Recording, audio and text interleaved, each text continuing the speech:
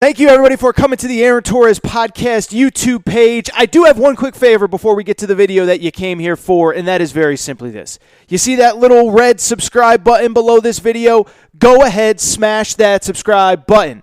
It really does help me. It really does help this channel grow and my audience grow. So go ahead and hit that red subscribe button. And now, here is the video that you came here for.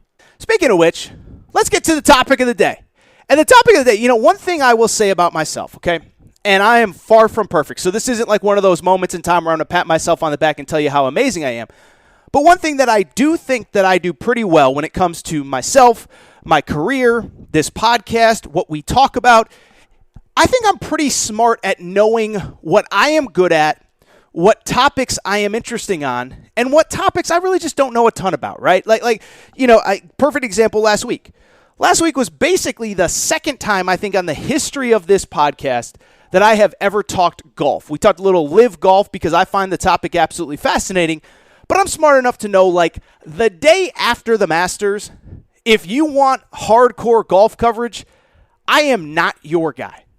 And so the reason I bring all this up and what I do well and what I don't do well is that one thing that I have promised you guys and girls through the years, as I have increasingly started to enjoy college baseball more, one thing that I've promised you, I'm not going to be the guy that watches 2 weeks of college baseball and comes on this show and claims that I know everything there is to know about the sport and starts spitting out college baseball hot takes.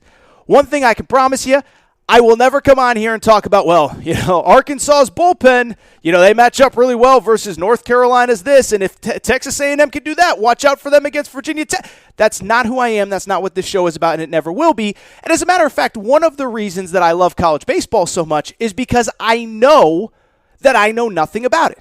So I can sit back, I can watch, I can enjoy as a fan, which I really have over the last 2, 3, 4 weeks, and we might get into that a little bit after this Tennessee topic. But I know that I don't know college baseball. And I know that this is never going to be a show where I just come on and spit out college baseball hot takes. But with that said, something did happen on Sunday that was so interesting. And you guys and girls reacted so strongly to it that I realized that I did have to, in fact, talk about it on today's show and give a little bit. I don't think it's a hot take. I think it will be an interesting conversation. But on Sunday, the number one team in the country, the Tennessee Vols, got knocked out of the college baseball NCAA tournament. They got knocked out one win short of going to the College World Series. They were eliminated at the hands of Notre Dame at home, Lindsey Nelson Stadium in Knoxville, Tennessee. But why I'm talking about it is because of how all of you guys and girls that are not Vols fans reacted. Because you danced and celebrated and jumped for joy when Tennessee lost, and that is when I realized something. Yes, Tennessee lost, but Tennessee is actually the best thing for college baseball. They're great for college baseball, and your reaction told me how important they are to the overall ecosystem of the sport as a whole. So let's get into it, and the question becomes why. First of all, most of you, I'm sure all of you really, are like me in that if you follow college baseball at all, it is a very seasonal thing. It's not you're not watching the first pitch of the season to the last pitch of the season in the postseason. You kind of pick it up maybe after basketball, maybe in the middle, late April, into May, June, whatever. But the one thing you need to know more than anything about this current college baseball season, the 2022 season, is that essentially from the second that the first pitch went out, Tennessee's been the best team in the country. They went to the College World Series last year. They brought back a lot of guys, and they have been dominant this year. SEC record 12-0 start to conference play. The SEC is the best conference in all of college baseball, 12-0, best record ever to start conference play. They won the SEC regular season title, which again, remember, SEC is the best conference in college baseball. They won the SEC tournament title. They entered the field as the number one team in the field. And again, as I said, they lost on Sunday to Notre Dame to knock themselves out of the college baseball tournament. But if it was just them being good and just them losing, I wouldn't be talking about them. Why they are so fascinating, though, is because, to be blunt, they're a bunch of jerks. And not only are they a bunch of jerks, they own being a bunch of jerks. Over at AT Media, the company that I run, we started calling them the bad boys of college baseball. Because all those unwritten rules in baseball that everybody has? Tennessee literally breaks all of them every single time that they step on the field. So here are a few things that Tennessee did over the course of this season, okay? First of all, they just love pimping home runs. You know how you're supposed to, like, hit a home run, put your head down, run around the bases, act like you've been there before? Tennessee does not do that. They throw the bat, they puff their chest, they pound it out, they start huffing and puffing, they start yelling and screaming. That's what they do. They flip bats, like I just said. Their coach, Tony Vitello, he got ejected for chest bumping an umpire earlier in the season. By the way, in game 1 of their Super Regional this weekend against Notre Dame, Drew Gilbert, one of their best players, got ejected for arguing balls and strikes. The pitching coach got ejected for sprinting out of the dugout and arguing with them. One of their players gave the middle finger to somebody during a game last week after he got a big hit. They wear fur coats in the dugout. I mean, this, again, like I said, this is literally every single cliche. Every single unwritten rule in baseball, Tennessee breaks them. But here was the crazy part and the frustrating part for the other 13 SEC fan bases and the people that care about college baseball. They kept winning this year. They kept winning. They kept dominating. They kept beating the teams that they were supposed to and some of the teams that they weren't. And it absolutely drove everybody crazy. They didn't act a certain way. They didn't do a certain thing. They weren't the team that, even Phil Elson said it on this show a few days ago. Phil Elson's my buddy. He covers Arkansas. He said Tony Vitello comes from Arkansas. Dave Van Horn is the coach, the manager of Arkansas, said we celebrate in the dugout. We do things our way. They do not do it that way at all. And so it's been a frustrating thing for college baseball fans. Like, these guys keep winning. Bunch of jerks. At least until this weekend when, as I said, they fell to Notre Dame in the Super Regionals 2-1. Tennessee lost the first game. That's the game that, as I just said, Drew Gilbert, one of their star players, got ejected along with the pitching coach. Game 2, they absolutely dominated. Game 3, they were actually in pretty good shape. They were up 3-1 late in the game, gave up 6 runs in 1 inning. I think it was the top of the 7th, if I'm not mistaken. And Notre Dame goes into Lindsey Nelson Stadium and gets the win. But to show you, and this is what I'm talking about, to show you how much Tennessee is hated, it wasn't just that they lost. It was that other fan bases really reveled in just how much this loss meant for Tennessee and how frustrating it was. Here was some of the reaction when Tennessee lost on Sunday. Okay, so I put out a tweet on social media at Aaron_Torres. This is what I said. I want to read you some of the responses. Congrats to Notre Dame on advancing to Omaha. That's obviously the College World Series. Also, I feel bad for Tennessee and its fans. Best team in college baseball all season. Fall 1 win short of Omaha. College baseball is a cruel sport. Being the number 1 overall seed is officially a curse. For people who don't know, the number 1 overall seed in the tournament has not won the College World Series since 1999. So that's what I put out. I thought it was pretty harmless. Here were some of the responses from other fan bases in college baseball. Hornet Hog, who's obviously an Arkansas fan, sent me a tweet that said, "Why do you feel bad for them? They deserve this serving of humble pie with their antics all season. An undisciplined team will never succeed under pressure, period." Blue_Ridge_Hike said, "You might be the only guy that feels bad for that fan base. They embraced actions all year that crossed the line. Baseball God spoke today." And James Willis said, "America won that game. No one wanted to see Tennessee in the World Series." And so if that doesn't tell you the emotion that Tennessee baseball creates in the sport, nothing does. But it also shows you something that we have talked about on this show so much. Tennessee is good for college baseball because they create emotion in everybody. And this has really been a big topic on this show for whatever reason over the last 2, 3, 4 months because we've talked about it a ton across different sports, right? Jimbo Fisher signs the number 1 recruiting class in college football. I don't think he intended to be a villain, but he's frustrated. He's yelling. He's screaming. He called out Lane Kiffin a few months ago. He called out Nick Saban certainly over the last couple weeks. He's a college football villain, but now again, Texas A&M is officially, like, they are a team now that in college football you're going to watch on a Saturday. They just signed that number 1 recruiting class, and you're going to sit there and say, I either want them to win because I'm an Aggie fan or I want them to lose. I hate those guys. I hate the way they handle themselves. I hate what Jimbo said.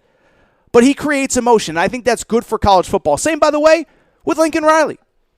I've been very outspoken about what I think Lincoln Riley may or may not have done to get Jordan Addison into the portal. Well, guess what? Jordan Addison's a Trojan now. Lincoln Riley's a Trojan now. Caleb Williams is a Trojan now. And now they got that target squarely on their back. I don't think Lincoln Riley took the job to become a villain, but he is one. And you're going to watch USC because you want to know, is this Lincoln Riley guy going to fall flat on his face? Is he going to be awesome? How much of his success at Oklahoma was because of Bob Stoops? Can he do it at USC? But you're going to watch to find out. Women's college basketball. What was the old women's college basketball saying? UConn women's basketball is bad for the sport of women's basketball because they win too much. But you tune in to see them. You tune in to see them win, or you tune in to see them lose. It's the same now with Tennessee baseball. You might not like them. You might hate those fur coats. You might hate Tony Vitello. You're mad that he only got 3 games for chest bumping that umpire. Why did the pitching coach run out of the dugout? Who the hell does he think he is? But I'll tell you what. Based on my social media, you tuned in on Sunday to watch them and to watch them lose. And so, obviously, look, I feel bad for Tennessee fans, and we're going to get into it in a minute. But when you talk about growing a sport, when you talk about a sport becoming mainstream, you need people that create emotion to get the casual fan in. And maybe the best example, I just talked about Lincoln Riley and Jimbo Fisher and Gino Auriemma. The best example I can think of is one that I talked about a lot in March, and that is Coach K and the Duke Blue Devils. I talked about it on this show quite a bit. I said, look, I am far from a Duke fan. And don't get me wrong. Part of me enjoyed every second of watching North Carolina take down Coach K in the Final Four to end his career. I did. I mean, it was unbelievable. But at the same time, what I also realized in that moment was the biggest villain in college basketball is now gone, and college basketball lost a little bit of its luster without Coach K. We can still root against Duke, but we've been rooting against Duke for 40-plus years. What is it, 43 years? And it's because of that dude on the sidelines with the jet black hair. The guy that's won a lot, and he's made weird, he's done the weird faces, and he does this, and he does that, and we don't like his players, and we don't like Grayson Allen, and Steve Wojciechowski, and Christian Laettner, and whoever. But we tuned into Duke because we either love Duke or we wanted to see him lose, and that is what I believe that Tennessee has brought to college baseball, and I think that is a great thing for college baseball. Now, let me wrap by saying 2 things.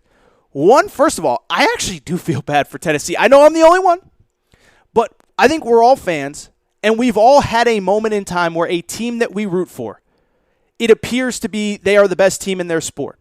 It is their year. It is their moment, and they fall flat. I know we have some Arkansas fans that listen to this show. Who was the number 1 seed in the college baseball tournament last year? It was Arkansas. They fell short of the College World Series. Obviously, I know we got Kentucky fans that listen. Kentucky, you don't need me to bring up 2015 and the crushing moment in time that was. And listen, to be clear, I'm a UConn fan. I've lived through that. I don't know if I've ever told this story on the show. The most crushing loss in my entire life as a fan was the UConn 2006 loss to George Mason. Now, UConn had won a national championship 2 years before, but I was not on campus at that point. I'm on campus in 2006. UConn basketball that year had a little bit of Tennessee baseball vibes this year, where they were by far the best team all year.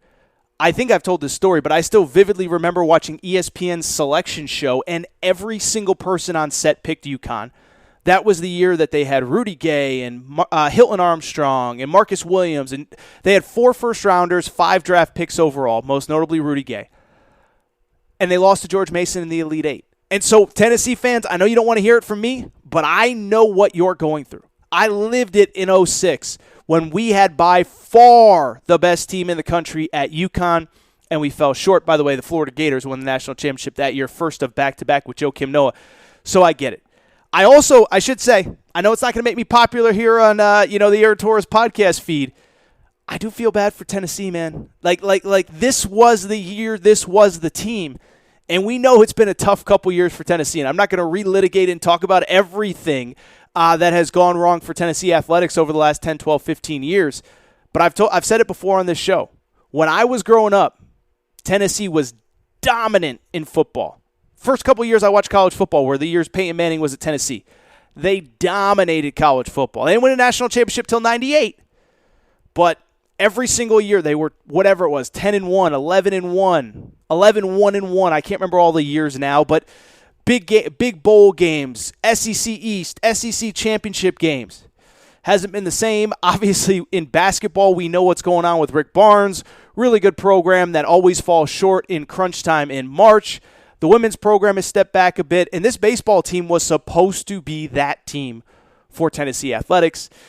They fall short, and as I said, I know nobody feels bad for Tennessee except for Tennessee fans and me, but I do feel bad. But at the same time, by the way, got to give credit where it's due. Congratulations to Notre Dame. Older veteran team goes on the road to Knoxville, takes 2 out of 3, and now Notre Dame is going to their first College World Series in 20 years.